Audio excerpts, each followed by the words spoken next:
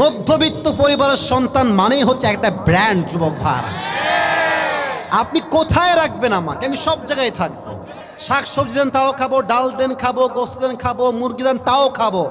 আমরা মধ্যবিত্ত পরিবারের সন্তান, আমরা বড়লোক ঘরে বড় হওয়া ব্রয়লার মুরগি নই। যুবক ভাইরা, আমরা কর্মঠ, আমরা কাজ করে খেতে পারি। যুবক ভাইরা, অভাব জীবনে যতই আসুক, জীবনে কষ্ট যতই থাক, ধৈর্য নাই যার, আল্লাহ নাই তার।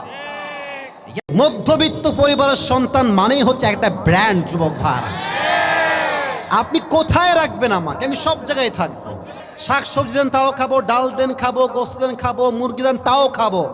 আমরা মধ্যবিত্ত পরিবারের সন্তান, আমরা বড়লোক ঘরে বড় হওয়া ব্রয়লার মুরগি নই। যুবক ভাইরা, আমরা কর্মঠ, আমরা কাজ করে খেতে পারি। যুবক ভাইরা, অভাব জীবনে যতই আসুক, জীবনে কষ্ট যতই থাক, ধৈর্য নাই যার, আল্লাহ নাই তার।